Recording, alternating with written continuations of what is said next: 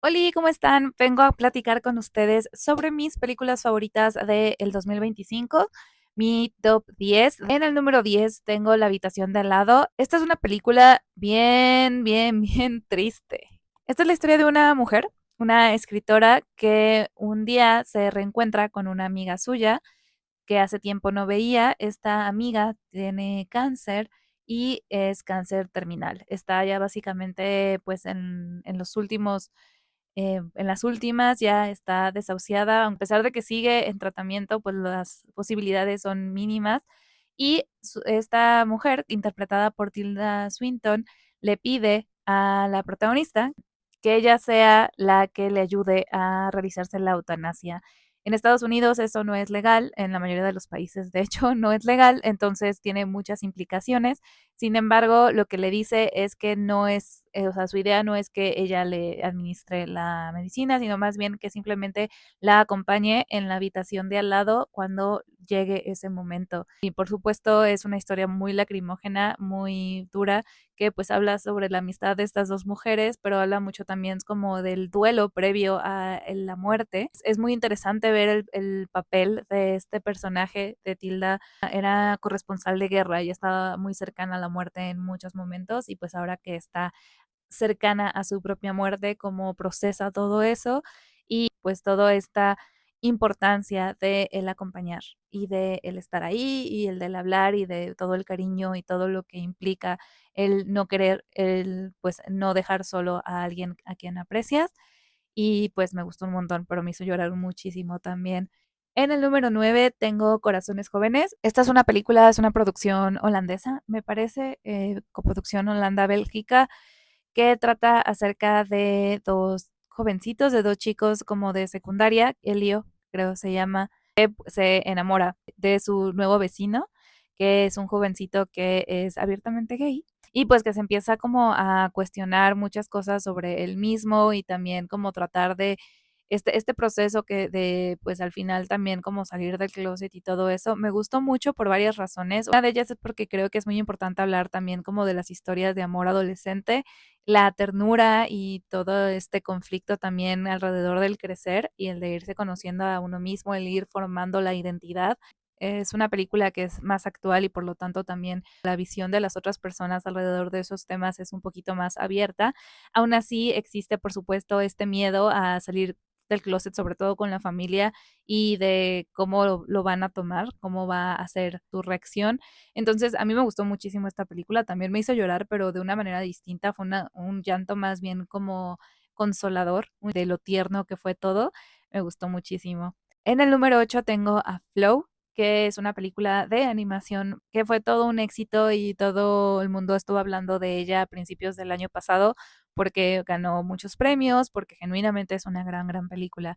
Es la historia de un pequeño gato que está en este mundo extraño, postapocalíptico, en el que ya los humanos no están y que está inundándose, se inunda el mundo, y entonces este gatito pues tiene que sobrevivir un poco en compañía de otros animales. Y es una película muy interesante porque es como muy filosófica, muy reflexiva. No hay diálogos en toda la película, los animales pues hacen sus sonidos y todo, pero todo se va entendiendo a partir pues de las expresiones, los movimientos y los momentos en los que ocurren. Los animales además estuvieron muy bien estudiados, o sea, el gatito es un gatito totalmente. Y es una historia que también me tuvo así como con el corazón en la mano en todo el tiempo, como muy con la preocupación de qué le iba a pasar, de que no le pasara nada a este gatito. Y pues es un poco extraña, o sea, al final también queda como un poco abierto y pasan como cosas medio confusas, pero creo que es una película muy bella. En el número 7 tenemos Sinners. Esta es una película estadounidense que yo quería ver por dos motivos. Una, porque es una película de vampiros, y segundo, por Michael B. Jordan. Es la historia de un chico que es hijo de un pastor durante la época de la segregación racial en Estados Unidos, que es que un día pues regresan al pueblo, regresan sus primos, que son dos hermanos gemelos, que es Michael B. Jordan el que los actúa y que lo hace increíble porque realmente logra definir a cada uno de los personajes, son muy diferentes entre sí. Esa fue una cosa que me gustó. Están como celebrando, están en la inauguración de su nuevo negocio cuando llegan los vampiros y quieren entrar a pues causar como caos y todo.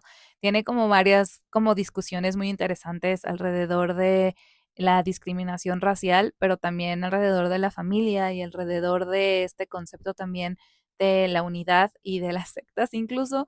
Está muy interesante cómo está esta película. Sí me dio miedo, a pesar de que no es específicamente muy de miedo, pero sí me dio. Y me gustaron mucho los vampiros que aparecen y toda esta idea también del folclore de los vampiros y todo lo que hay. En el número 6 está Superman y yo sé que mucha gente se me va a atacar de que haya puesto a las que mencioné antes más abajo de Superman.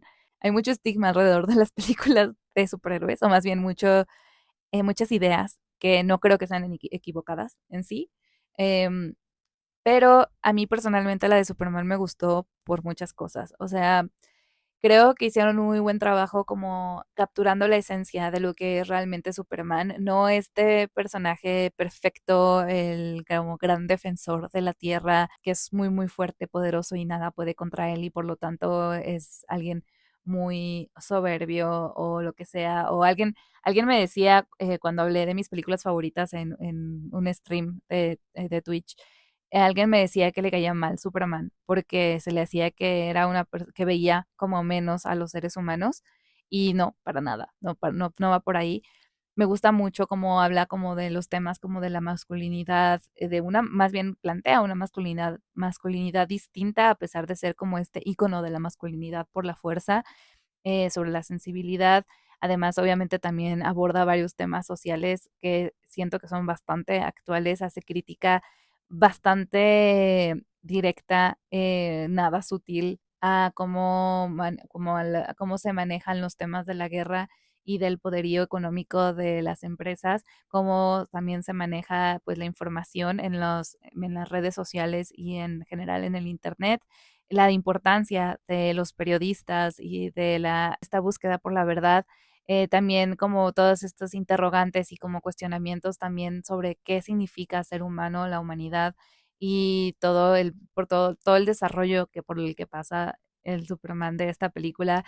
Creo que fue un gran acierto que en esta película no fue la historia de origen de Superman, sino que más bien fue ya un Superman que ya lleva varios años siendo Superman, ya la gente ya lo adora, ya, o sea, como que todo es eso, y como este choque que de pronto existe y está este cuestionamiento hacia la figura de Superman y a lo que representa y quién es realmente también la actuación de Nicholas Hoult como Lex Luthor, una cosa increíble.